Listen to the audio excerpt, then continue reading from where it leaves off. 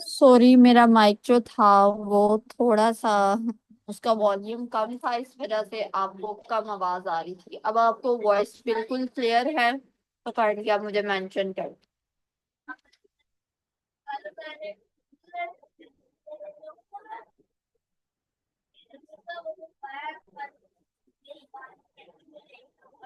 अब आवाज ठीक है? Clear, okay. जी अब अब आप, ठीक आ रही है। बस वो पता है क्या है, मेरा वॉल्यूम कम था। मैं समझ रही थी कि मेरी वॉल्यूम क्या मसला है, बट वो वॉल्यूम की वजह से।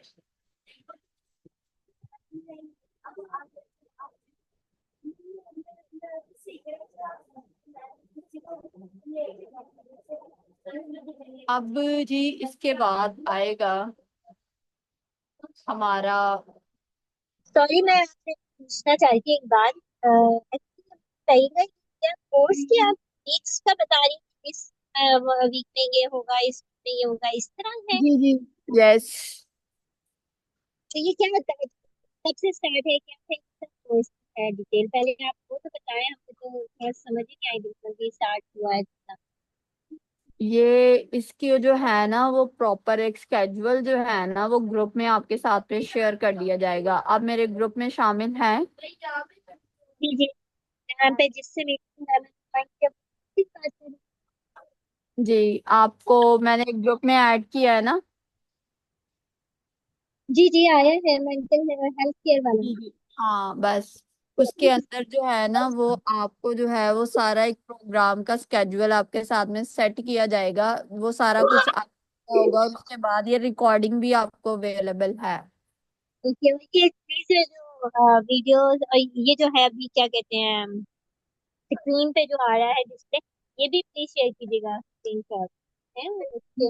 ये तो नहीं मैं शेयर कर सकती हूँ स्लाइड्स आपके साथ में, ओके वेल ठीक है। बट ये है ओके कि रिकॉर्डिंग आपको जो है ना वो बकायदा शेयर की जाएंगी। Okay, thank. तो ये क्या ठीक है। कोर्स ऑनलाइन होगा? यस, ये ऑनलाइन ही कोर्स होता है, ये जूम के ऊपर होता है। इसका प्रॉपर आपको सर्टिफिकेट दिया जाता है। इसके आवर्स होते हैं, 37 आवर्स होते हैं। 2 मंथ का होता है, और 25 इसकी क्लासेस होती हैं। तो ये क्या जनरल एंजाइटी डिसऑर्डर के लिए भी ये भी स्टेप्स यूज करते हैं उसको रिजॉल्व करने के लिए? इसको तो मैंने आपको ओवरव्यू देना है बच्चे। जी जी मैं आपको ओवरव्यू दे रही हूँ, ठीक है ना। मैं आपको कोर्स नहीं करवा रही हूँ। मैंने आपको जी, जो 2 महीने में पर मैंने सिखाना वो है। पूछ रही थी, वो नहीं, वो तो ठीक है, ये स्टेप्स इस चीज के लिए है कि नहीं है? हाँ, डेफिनेटली। एक एक ये एक वीक की 3 क्लासेस है, ओके। ठीक है ना। अब 3 क्लासेस कितनी है? एटलीस्ट 6 आवर्स की हैं। 6 to 7 आवर्स की होती हैं। 2-2 घंटे की आपकी एक एक क्लास होती है।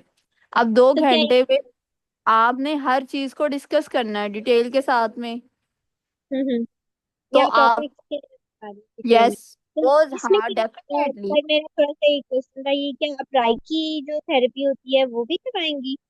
रेकी क्या वाली क्या? जो reiki therapy? Reiki therapy it's not a part of CBT. ये तो ओके। एक, वो है एक तरह की, यानी कि ना एक रेकी हीलिंग, एक एक वो तो एक अलग डोमेन है। ये तो तो यानी वो कि किस चीज प्लांट साइंसेस की है? होती है। Recce healing, well it's not my topic. मैं सीबीटी का कोर्स करवा रही हूँ, और मैं आपको सीबीटी के बारे में बता रही हूँ। आप जब वो तो क्वेश्चंस रेज CBT करने होंगे, सीबीटी में नहीं आती है रेकी हीलिंग। आपको शायद आइडिया नहीं है। रेकी हीलिंग जो है वो एक बकायदा एक अलग डोमेन है।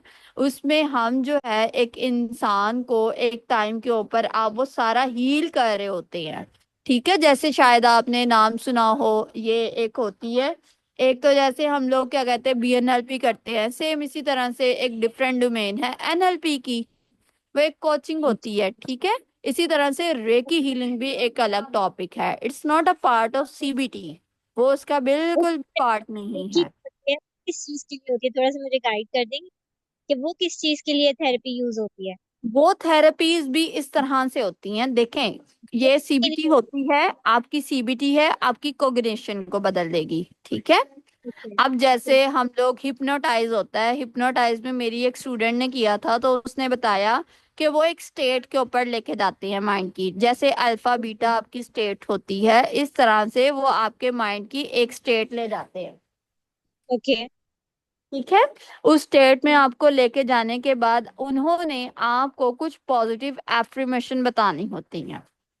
ओके। जब वो आप पॉजिटिव एफर्मेशन करने लग जाते हैं, तो वो चीज आपके दिमाग में जाके बैठना शुरू हो जाती है। ठीक। हम लोग करते हैं ना बीएनएलपी में, बीएनएलपी में ये चीज होती है कि हम कहते हैं कि हम अपने यानी कि ब्रेन की सर्जरी कर रहे हैं। जैसे मैं लॉ ऑफ अट्रैक्शन करवाती हूँ, ठीक है ना। अब लॉ ऑफ अट्रैक्शन में मैं लोगों को कहती हूँ जी कि तुम जो सोचोगे वही तुम्हारी जिंदगी में होगा। लोग मुझसे कहेंगे ऐसा कैसे मुमकिन है। तो सही। ऐसा कैसे मुमकिन होता है? ऐसा मुमकिन होने के लिए एक तो आपके बिलीफ पैटर्न्स, एक आपके सही। थॉट पैटर्न्स, इनका चेंज हम्म, होना बहुत जरूरी होता है। लोगों ने क्या जी। किए होते हैं कि लोगों के जो थॉट्स है ना, या लोगों के बिलीफ पैटर्न्स हैं, वो टोटली सही। फिक्स्ड हो जाते हैं, सही। ठीक है। हम जब जी क्या बिल्कुल। कहते हैं लॉ ऑफ अट्रैक्शन लोगों को करवा रहे होते हैं, तो हम ना साथ साथ में लोगों के टास्क सेट करते हैं। आपने ये सही। देखना है कि आपकी टाइमलाइन कौन सी चल रही है, नेगेटिव है, पॉजिटिव है, सक्सेस वाली है या बैड वाली है, आपने वो चेक करनी है। फिर उसके बाद आपने ये देखना है कि आपकी सोचें जो है वो कहाँ कहाँ मंफी हो गई है। फिर ठीक। आपने उन सोचों को पॉजिटिव से नेगेटिव से पॉजिटिव की तरफ लेके जाना होता है, ठीक है। फिर बिल्कुल। उसके बाद हम उस इंसान को कहते हैं कि आप ये देखो कि आपके बिलीफ पैटर्न्स कहाँ खराब हो गए, लिमिटिंग बिलीफ हो जाते हैं लोगों के सही। रॉन्ग बिलीफ हो जाते हैं, हम फिर उनके टास्क सेट करवाते हैं। ओके। फिर हो गया। फिर उसके बाद अगर एक इंसान कहता है कि मैं अपनी लाइफ में, हमने उसको फ्रीक्वेंसी, वाइब्रेशन, लोअर जी जी। वाइब्रेशंस, हायर वाइब्रेशंस, ठीक है, एक्सटर्नल वैल्यूज, इंटरनल वैल्यूज, उसको सारा कॉन्सेप्ट समझाना है। ओके। फिर उसके बाद ही होता है, फिर हम जाते हैं मैनिफेस्टेशन की तरफ। अब मैनिफेस्टेशन आपको एक एक लफ्ज में नहीं मैं आपको बता सकती हूँ, मैनिफेस्टेशन के सारे स्टेप्स होंगे, आपको वो ओके। सारे स्टेप्स आपको बताया जाता है कि इस्लाम में क्या है, इस्लामिक पॉइंट ऑफ व्यू में, क्योंकि बेसिकली अल्लाह का कानून है, कुदरत है कि तुम जो सोचते हो वही तुम्हें मिलता है। जी बिल्कुल सही। तुमने गुमान किया वही तुम्हें अता किया जाएगा। अगर आपका गुमान ही गलत हो, तो सही। अता तो आपको गलत ही चीज होगी ना, ठीक। ठीक है ना। नहीं, तो मेरा हम बस ये वो पूछना था कि जो गायकी थेरेपी होती है ये क्या जीएडी के लिए भी अप्लाई की जाती है? किसके लिए? एक बार दोबारा से। जर्नल एंजाइटी डिसऑर्डर के लिए भी अप्लाई यस, की जाती बिल्कुल 100% ही वर्क करेगी ईआरपी इसके ऊपर। है? गायकी वाली करेगी? ईआरपी वाली करेगी ना। ईआरपी वो और है? Exposure and response. आप लेट ज्वाइन किया आपने। जी जी, मैं अभी थोड़ी देर पहले हुआ है। तो अब आप, मेरा तो कोई कसूर नहीं ना, अब आपको ये वाली जो ओके। है ये नहीं हम नहीं, लोग मैंने अब अभी एक करके आए क्लास हैं। में आपने शुरू से ही ज्वाइन की है। अभी वो जो रीज्वाइनिंग थी ये थोड़ी सी लेट हुई है। सही। ये चलो हमारी ठीक थर्ड वन क्लास है, तो आप है। ऐसा फिर मुझे करना। मेरे सवालों के जवाब दिए, थैंक यू, आपने टाइम मेरा मुझे दिया। आप अपना कंटिन्यू करें। Okay. Thank you. Thank you so much. अच्छा, फिर इसके बाद आ जाती है ट्रॉमा फोकस थेरेपी। हम में से हर पर्सन की लाइफ में कोई ना कोई ट्रॉमा हुए हैं, हम में से हर पर्सन जो है वो कहीं ना कहीं डिस्टर्ब है, अपनी लाइफ में स्टक हो गया, बैड एक्सपीरियंसेस है, वही बैड एक्सपीरियंसेस जो है वो आपकी लाइफ में चलते रहते हैं। आपने यहाँ पे भी ईआरपी ही यूटिलाइज करनी है, एक्सपोजर एंड रिस्पॉन्स थेरेपी। जब एक इंसान, मिनसा मुझे पानी ला के देना। जब एक इंसान की लाइफ में ट्रॉमा आते हैं ना, तो उससे क्या होता है कि उसकी परसेप्शन जो है वो खराब हो जाती है। वो कहता है कि मेरी जिंदगी, लोग अच्छे नहीं होते हैं, वालदैन भी अच्छे नहीं थे, हालात अच्छे नहीं थे, ये नहीं थे। अब उसको अपने बैड एक्सपीरियंसेस बार बार रिकॉल हो रहे होते हैं। अब बाज़ औक़ात ये चीज होती है कि समटाइम सिचुएशन ही ऐसी बन जाती है कि एक इंसान अपनी लाइफ में जो है वो पॉजिटिविटी की बजाय नेगेटिविटी ही हो रही है। अब अगर लाइफ में बैड एक्सपीरियंसेस हो गए हैं, अब टाइम तो चेंज हो गया ना। आप तो वहां पे ना बैठे हैं, जरा एक मिनट।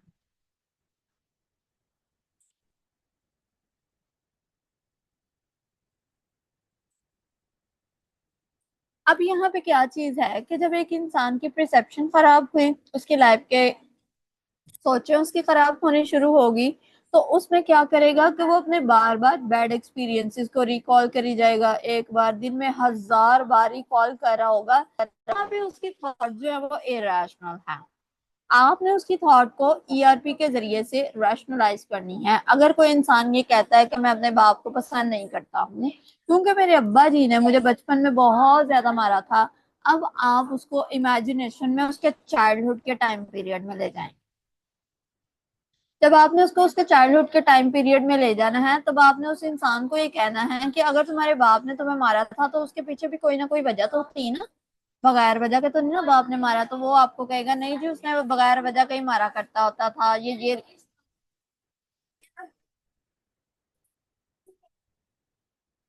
आप उसको कह रहे हो कि जी उसने तुम्हारे साथ में वो बताएगा मुझे मेरा बाप इसलिए मारता था, वो दूसरे भाइयों को प्यार करता था, मुझे जो है वो निग्लेक्ट कर देगा। तो आपने कहना है कि उसके पीछे की रीजन क्या है। अब आप यहाँ पे एक काम करते हैं, अब मैं मेजोरिटी ऐसा होता है कि बाज़ औक़ात ये होता है कि जो हमारे पेरेंट्स होते हैं उनके लाइफ के बैड एक्सपीरियंसेस होते हैं। अब सम टाइम ये चीज होता है कि माँ बाप का अपना बचपन बहुत बुरा होता है, तो बाज औकात पर पेरेंट्स इंटेंशनली ना चाहते हुए भी अपने बच्चों से उसका बदला ले रहे होते हैं। उन्हें पता नहीं चल रहा होता है चीजें क्या है, चीजें किस तरह से चलनी है और चीजें किस तरह से अप्लाई की जाएंगी। बार बार रिपीटेडली उस काम को कर रहे होते हैं, लेकिन जब उन्हें इस बात का एहसास हो जाता है कि हम अपने बच्चे के साथ में गलत कर रहे हैं या उसके साथ में ज्यादती कर देते हैं, या उन्हें रियलाइज करवाया जाता है, तो वो आहिस्ता आहिस्ता वक्त के साथ में खुद को मॉडिफाई कर लेते हैं। लेकिन बच्चे का तो एक बैड एक्सपीरियंस बन गया ना। आपने उसके बैड एक्सपीरियंस को जब आपने उसके अपने पेरेंट्स के चाइल्डहुड के बारे में पूछा, तो वो आपको जरूर बताएगा कि मेरे माँ बाप के जो पेरेंट्स थे वो अच्छे नहीं थे, वो उनको ट्रीट अच्छे से नहीं करते थे, कहीं ना कोई लैकिंग पॉइंट जरूर मिल जाएगा। जब आपको एक लैकिंग पॉइंट मिल गया, तो आपने फिर अपने क्लाइंट्स को पूछना है कि देखें अब आप ये बताएं कि जिस इंसान का खुद का बैड एक्सपीरियंस होगा वो क्या अपने बच्चों को ट्रेनिंग करेगा। वो तो यानी कि बाज औकात ये होता है ना कि अगर हमने अपनी जिंदगी में बैड एक्सपीरियंसेस देखे हुए हैं,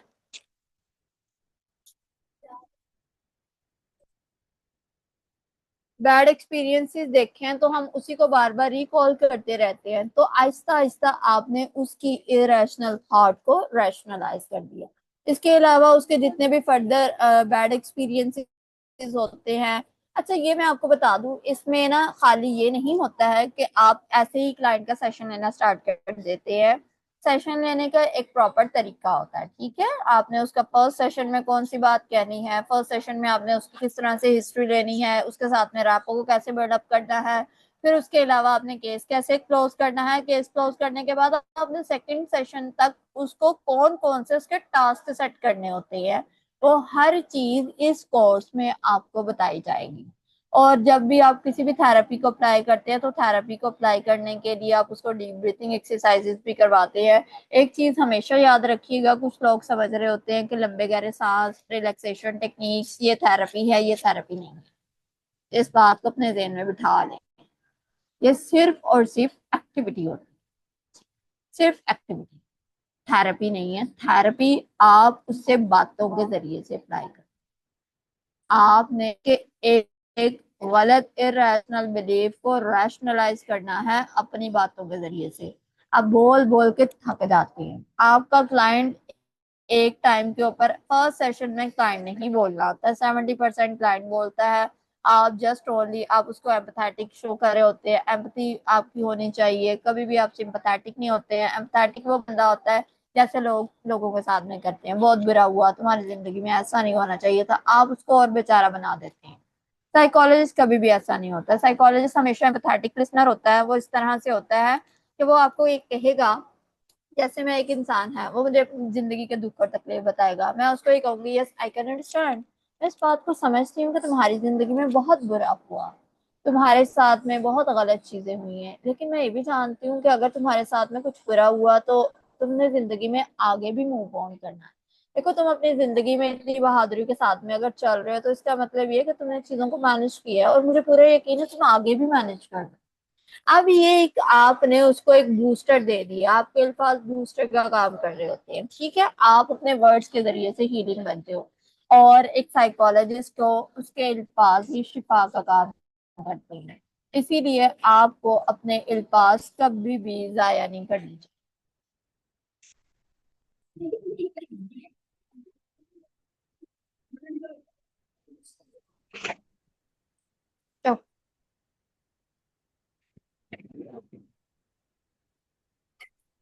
ना आप झूठ बोले, मैं ना झूठ बोलती हूँ बहुत कम, बहुत कम, अगर हो कभी बोलना पड़ जाए तब होता है।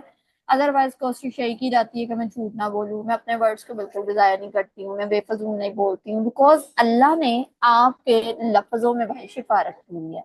आप किसी के जख्मों को भरने में मददगार साबित हो रहे हैं, आपकी एक वैल्यू है, आपकी एक वर्थ है।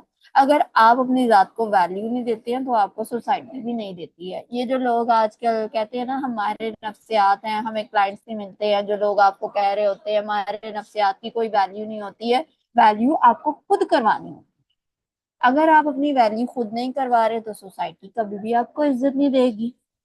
मैं भी तो इंसान हूँ, मैं भी तो इसी फील्ड में बैठी हूँ, मैं भी पाकिस्तान में ही लोगों का इलाज करती हूँ, मैं भी बच्चों को पाकिस्तान में ही पढ़ा रही हूँ, मैं भी सब कुछ पाकिस्तान में ही कर रही हूँ।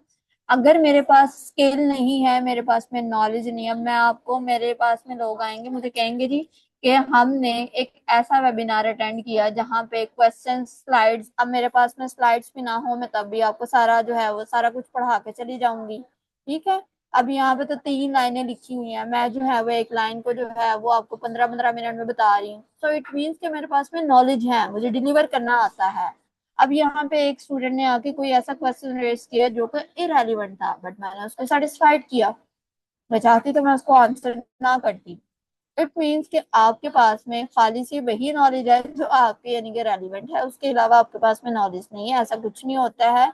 जो प्रोफेशनल होता है, प्रोफेशनल को उसके बारे में बिल्कुल आइडिया। अब इसके बाद आती हैं आपका 7 वीक, और 7 वीक में आप सलाम मैम। अब इसके बाद आएगा जी आपका 7 वीक। 7 वीक में आपका ये आ जाता है कि आपने उसके एंगर के ऊपर, आप उसके इमोशंस के ऊपर काम करना सीख। हर इंसान के इमोशंस हैं, अगर इमोशंस को आप डिस्टर्ब हो जाते हैं तो आप इमोशंस को रेगुलेट करते हैं। अब जैसे आपको गुस्सा आ रहा है, ठीक है, अब आप 21 मिनट के गुजरने का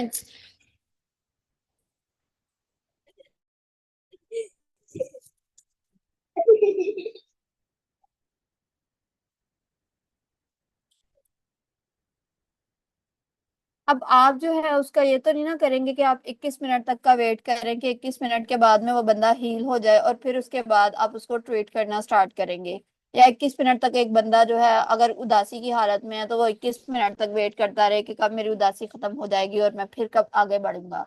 तो ये तो इंसान इस तरह से मैनेज नहीं ना हो सकता है। तो हम फिर लोगों को उसके इमोशंस को रेगुलेट करना सिखाते हैं। जैसे एक पंखा है, एक फैन है, ऑन ऑफ का उसका बटन होता है, इस तरह से आप अगर एक इंसान डिस्टर्ब हो जाता है तो आप उसको कहते हो कि आप वहां से मूव ऑन कर जाओ। आपको गुस्सा आ रहा है, आप वो काम करना शुरू कर दो जिस काम को करके आपको खुशी मिलो। जैसे एक इंसान को गुस्सा आता है, गुस्से में आप कोई भी काम करना शुरू कर दें, आप उसको बड़ी जल्दी से कर लेती हैं। अगर एक फीमेल को अपने हस्बैंड की किसी बात के ऊपर गुस्सा आया है, तो वो अगर डिबेट करने लग जाएगी तो क्या होगा, लड़ाई बढ़ जाती है। आप उसको को वहां से मूव ऑन कर, जो खामोश हो जाओ, इग्नोर कर दो चीजें। कुछ देर गुजर जाएगी, चीजें खुद ब खुद ऑटोमेटिकली मूव ऑन आपकी जो है रिजॉल्व हो जाती हैं। लेकिन अगर आप एक्शंस करते हैं ना, अब गुस्से की हालत में आप कोई भी बात करें तो डेफिनेटली आपने क्या बात करनी है, ऐसी बात करेंगे जो दूसरे इंसान को हर्ट कर देगी, दूसरे इंसान को तकलीफ देगी। आपने वो बात नहीं करनी। आपने उसके एक एक इमोशंस के ऊपर काम करना है, एक एक इमोशंस की आपने कॉग्निटिव रिस्ट्रक्चरिंग करनी है, एक एक इमोशंस की आपने जो है वो सीबीटी के थ्रू उसके एंगर को मैनेज करना होता है। आप उसकी हर इमोशंस के ऊपर काम करते हैं। आपके पास में जब एक पेशेंट आ जाता है, एक हमारे पास में वैसे पेशेंट नहीं आते, पेशेंट हॉस्पिटल में होते हैं, हमारे पास में क्लाइंट्स आते हैं। अब जब आपके पास में एक क्लाइंट आ गया है ना, आपने उस क्लाइंट वो आपने ये नहीं देखना है ये बंदा इस मसले के साथ में आया है, मैं सिर्फ और सिर्फ इसके इस मसले को ट्रीट करूंगा, नो। आपने उसको कंप्लीट पैकेज देना है। आपने देखना है उसका जॉब एरिया कैसा जा रहा है, आपने उसका ये चेक करना है उसकी फैमिली मैरिटल लाइफ कैसी जा रही है। आप उसके साथ में ये चीज देखते हैं कि उसके बचपन साइकी के लिए इम्पोर्टेंट होता है, और बचपन में आपके बिहेवियर बच्चों के साथ नहीं है तो फिर आगे चल कर बहुत मसाइल जन्म लेते हैं। लेकिन ये सच में बचपन के ओवरकम कर देना चाहिए, वरना बड़े होकर स्ट्रगल करनी पड़ती है निजात पाने के लिए। लेकिन जिंदगी में ना आगे मूव ऑन करना होता है, ठीक है। अगर आप ये कहते हैं कि जिंदगी जिंदगी चलते रहने का नाम है, आप जिंदगी में आप खड़े पानी को देख लें, अगर एक पानी को आप एक जगह के ऊपर बंद कर दें तो क्या होगा, कुछ दिनों के बाद में उसके अंदर स्मेल पैदा हो जाएगी। इसी तरह से इंसान है, अगर एक इंसान को अल्लाह ने हरकत करने के लिए बनाया हुआ है, अगर वो अपनी लाइफ में एक जगह के ऊपर स्टक हो गया है, आगे बढ़ना नहीं छोड़ रहा, मूव ऑन नहीं कर रहा है, अपने पास्ट एक्सपीरियंसेस को बार बार रिकॉल कर रहा है, किसी का कुछ नहीं जाएगा, लाइफ आपकी खराब है ना। अगर आपकी डाइवोर्स एक बार में हो गई है तो उसके पीछे की रीजन है, उस अपने उस मिस्टेक से सीख लें और अपनी जिंदगी में आगे फर्दर मूव ऑन कर लें। आपको जिंदगी में आगे मूव ऑन करना पड़ता है, आप चाहते हो या ना चाहते हो। तो अगर आपने करना ही है तो क्यों ना हम खुशी खुशी कर लें। ये चीज होती है, ये लोगों को समझ बहुत कम आती है, कुछ लोगों को बहुत जल्दी। डिपेंड करता है कि एक इंसान की किसी भी चीजों को मैनेज करने की, प्रॉब्लम सॉल्विंग की कॉपिंग स्किल्स उसकी किस तरह की है। कुछ लोगों के लिए लाइफ के बड़े बड़े एरियाज आप देख लो, आप उनके इश्यूज देख लो, आप ये चेक कर लो सही। मैंने अपनी जिंदगी में ऐसे लोग देखे हैं कि जिनकी जिंदगी में इतनी स्ट्रगल होती है, इतनी लाइफ उनकी डिस्टर्ब होती है, बट वो फिर भी तवक्कल है, ईमान है उनका होता है, और वो उसी ईमान और तवक्कुल के जरिए चल रहे हैं क्योंकि आपका बिलीफ है। यहाँ पे लोगों के बिलीफ पैटर्न्स खराब हो जाते हैं जब वो मेंटल डिसऑर्डर का शिकार होते हैं। वहां पे वो रॉन्ग हो जाते हैं, वो फिक्स्ड हो जाते हैं, वो लिमिटिंग हो जाते हैं, उनकी थॉट्स खराब हो जाती है, नेगेटिव हो जाती है, बैड एक्सपीरियंसेस की वजह से कॉपिंग स्किल्स नहीं आती है, प्रॉब्लम सॉल्विंग नहीं आती है। अब जिस बच्चे को एक माँ बाप ने सिखाया ही नहीं कि अगर जिंदगी में कोई मसला आ जाए तो इस तरह से मूव ऑन किया जाता है, वो एक ही पर्सन एक ही जगह के ऊपर स्टक है, वो बार बार उसको बार बार रिपीट करी जा रहा है, तो अगर फिर वो जब रिपीट हो रही है तो वो फिर उसी चीज को लेके बैठ के रोता रहेगा, वो आगे कैसे बढ़ेगा। आगे बढ़ने के लिए आपने भाई स्टेप लेना होता है, आपको मेहनत की जरूरत होती है, और मेहनत करने के लिए आपको कोशिश करनी होगी। अब इसके बाद आएगा 8 वीक। 8 वीक में आपकी रिलैप्स प्रिवेंशन एंड मेंटेनेंस है। आपने ये देख लिया आपका सारा क्लाइंट जिस फैसले के साथ में आया था, आपने वो सारी उसकी हिस्ट्री देख ली, आपने उसको मैनेज कर दिया, उसके सारे इश्यूज 90-80% रिजॉल्व हो गए हैं। अब आप अपने क्लाइंट को ये एक हम लोग जो है वो एक प्रॉपर वे में उसका केस जो है वो क्लोज करते हैं, और उसको बताया जाता है कि आपका केस क्लोज हो रहा है। पहले उससे पूछा जाता है कि आपके मसले जिसके साथ में आप मेरे पास में आए थे क्या मैंने उसको रिजॉल्व कर दिया, क्या आपके वो बेहतर हो गए हैं, अब चीजें आप अपनी लाइफ में आगे मूव ऑन करना स्टार्ट कर दिया। जब आपने अपने सारा क्लाइंट को सब कुछ बता दिया, उसने कहा जी जी ये सारी चीजें रिजॉल्व हो गई हैं, फिर आपने अपने क्लाइंट को ये बताना होता है कि देखिए जिस तरह से बुखार है ना, बाज औकात ये होता है कि हम बुखार की दवाई ले लेते हैं, बुखार को आराम आ जाता है, ठीक है, इसी तरह से मेंटल डिसऑर्डर है। अगर आपकी लाइफ में कभी भी हर्डल्स आ जाती हैं तो आपको मैंने हर चीज सिखा दी है। गुस्सा आ जाए, गुस्से को किस तरह से आपने रेगुलेट करना है, इमोशंस है अगर वो खराब हो जाते हैं तो आप उसको किस तरह से जो है हेल्दी इमोशंस में कन्वर्ट कर सकते हैं। अगर आपने अपनी लाइफ में एक नेगेटिव देख ली है तो आपने किस तरह से कॉपिंग स्किल्स अपनानी है, प्रॉब्लम सॉल्विंग सिखानी है, आपने किस तरह से अपने आप को प्रेजेंट मोमेंट में रखना है, आपको हर सिचुएशन मैंने कॉप अप करना, आपको रेगुलेट करना, आपको डील करना मैंने सिखा दिया है। अब जिंदगी अनप्रिडिक्टेबल है, अच्छी भी है बुरी भी है, हो सकता है कि आपकी जिंदगी में फिर से कभी मसाइल आ जाए, तो इसका हरगिज ये मतलब नहीं है कि आप गिव अप कर दें। आपने इन इन चीजों को, इन इन एक्टिविटीज को आपने यूटिलाइज रखना है। ये कोई दवाई तो नहीं है, एक एक्सरसाइज है, आप इसको सारी जिंदगी करते रहोगे आप बिल्कुल फिट रहोगे। तो इस तरह से आपने, और अगर मान लेते हैं कि कोई ऐसी सिचुएशन ट्रिगर कर जाती है जो बहुत बड़ी हो, ठीक है, आपके लिए वो सिचुएशन बहुत ज्यादा बड़ी है, आप उस सिचुएशन को मैनेज नहीं कर पा रहे हो और आपको लगे कि मेरे लिए ये चीज बहुत ज्यादा हो रही है, तो आप उसमें कर सकते हैं कि आप डायरेक्ट हमसे जो है वो आए, एक सेशन ले, एक दो सेशंस ले और अपने आप को फिट कर लें। और जरूरी भी नहीं है कि लोगों को रिलैप्स आए। मेरे बहुत सारे अपने क्लाइंट्स हैं, बहुत सारे, 100 नहीं, तकरीबन बहुत सारे हैं। अब तक मेरे माशाल्लाह से 400 प्लस जो है वो अपने केसेस मेरी रिकवरी है। और मेरे 33-35 प्लस कंट्रीज में कंसल्टेंसी में अब तक दे चुकी हूँ। तो अब ये देख लें कि मैंने अगर 33 मुल्कों में, और राउंड अबाउट मेरा ये थर्ड ईयर स्टार्ट हो गया ऑनलाइन कंसल्टेंसी का भी, तो मैं अच्छा यानी कि वो कर रही हूँ। तो अगर आप देख लें कि अगर मेरा एक मंथ में एटलीस्ट 15-20 मेरे केस क्लोज हो जाते हैं, 15-20 ना सही, 10-12 तो मेरे एटलीस्ट होते ही होते हैं। तो आप अंदाजा लगाएं कितने लोग मेरे पास में आते हैं। बाज़ औक़ात तो लोग मेरे साथ में कनेक्टेड है, मेरी सक्सेसफुल हिस्ट्री आप पढ़ें, आपको मजा आएगा। बहुत सारे लोगों को मैं बताती होती हूँ और लोग मुझे बे इंतहा दुआ देते हैं, अल्हम्दुलिल्लाह सुमाल। अब जी बात है आपकी क्वेश्चंस की। अब आप अपने क्वेश्चंस रेज कर सकते हैं। Thank you. आप अस्सलाम हैंड वालेकुम। रेज कर सकते हैं।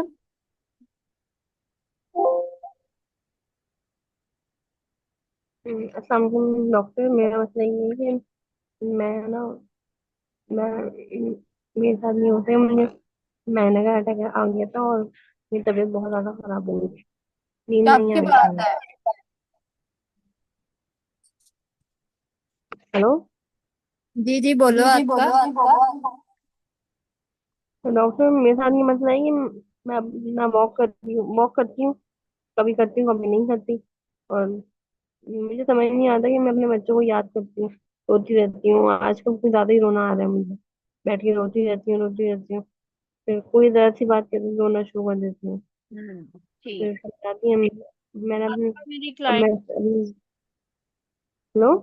हाँ जी बोलो, आ रही है आवाज मुझे। मैं कह रही हूँ डॉक्टर कि मैं आजकल मैं बहुत ज्यादा रो रही हूँ, मेरी तबीयत भी सही नहीं है।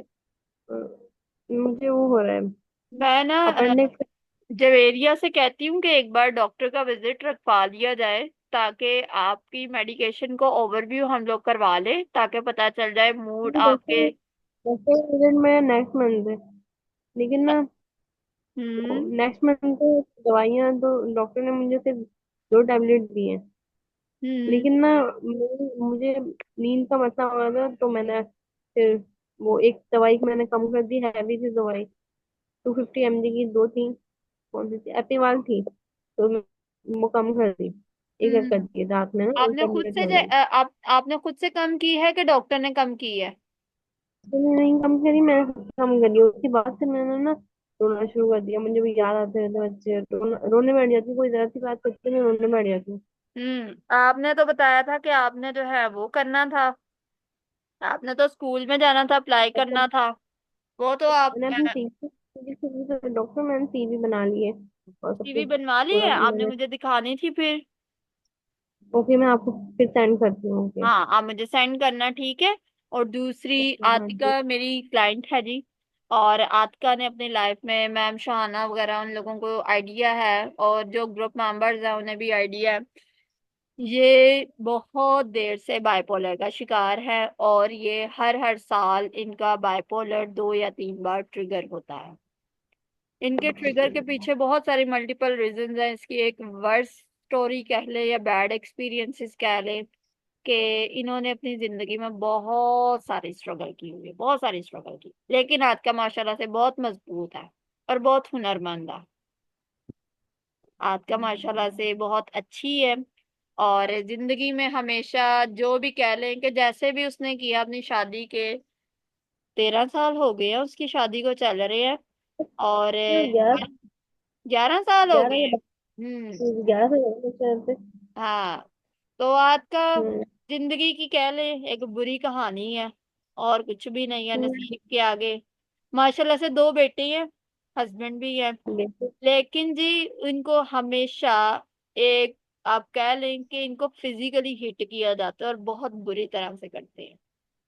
और ये डिग्रेड कर हर बात में इंसल्ट करते हैं टॉर्चर करना, मुझे। बार बार ट्रिगर टॉर्चर करना, बहुत था।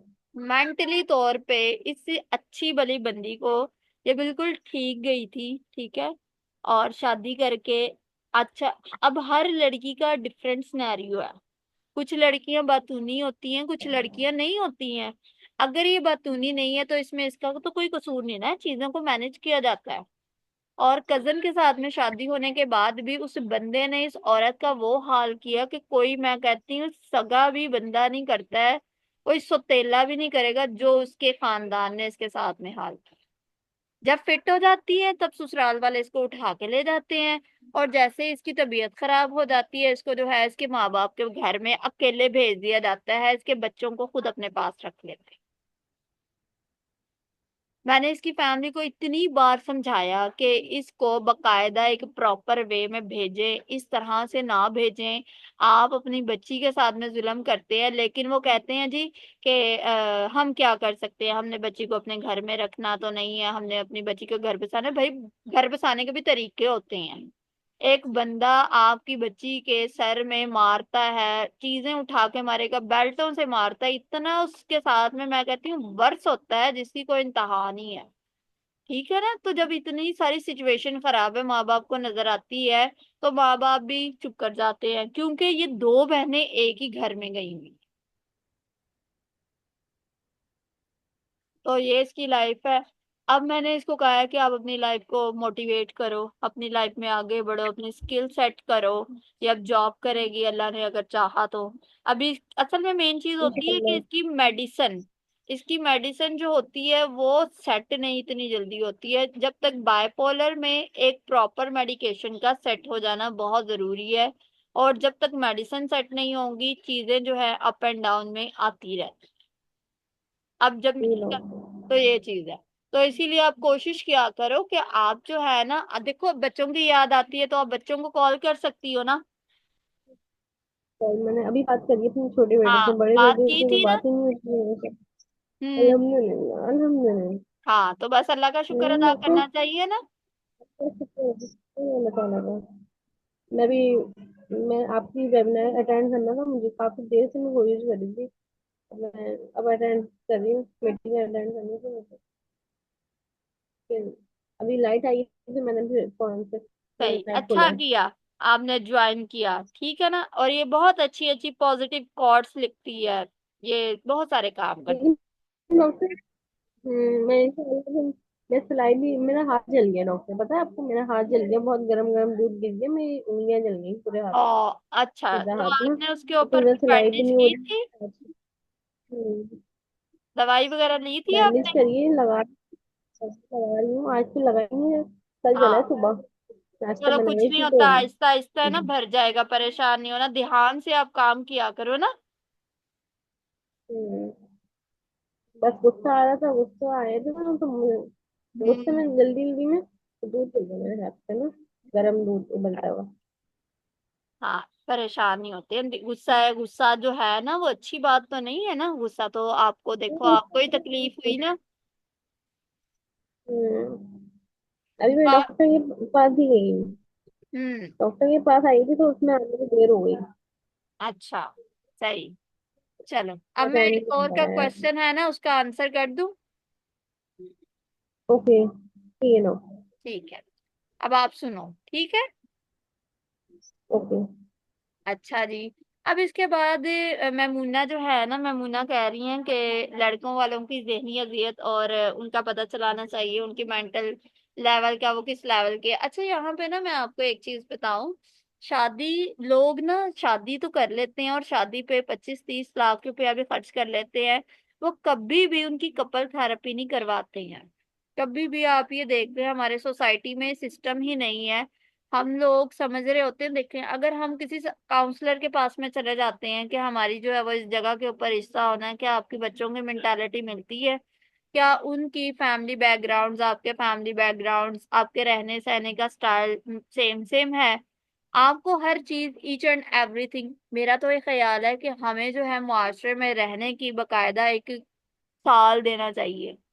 डिग्रियां पूरी हो जाती है ना, डिग्रियां पूरी करने के बाद एटलीस्ट लोगों को जो है ना वो 1 साल किसी इंस्टीट्यूट में ना से उनकी कोचिंग करवानी चाहिए, उन्हें पता चले शादी कैसे करनी है, बच्चे कैसा पैदा करने हैं, बच्चों को किस तरह से मसाइल होते हैं उनको किस तरह से रिजॉल्व करना है, ससुराल में कैसे चलना है, हस्बैंड के साथ में किस तरह से चलना है, एक एक चीज बच्ची को मैं कहती हूँ सिखानी चाहिए। जैसे माँ बाप घरदारी सिखाती है ना, ये सारी चीजें भी आपको आनी चाहिए।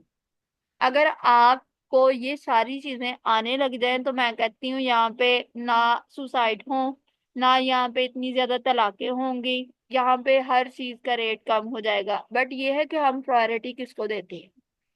यहाँ पे लोग 20 साल से मेंटल डिसऑर्डर का शिकार होते हैं, कभी कोई इलाज करवाने के लिए नहीं जाते, और कहाँ पे जाएंगे। 20 20 साल से लोग नहीं इलाज करवाते, वो कहते हैं कोई ना, वो कौन सा नजर आ रहा है। जी आप बस दुआ कीजिएगा अल्लाह ताला इन्हें जल्दी से सेहत दे दे। जी इसके अलावा इस किसी और का कोई क्वेश्चन है तो वो अपना क्वेश्चन रेज कर सकता है।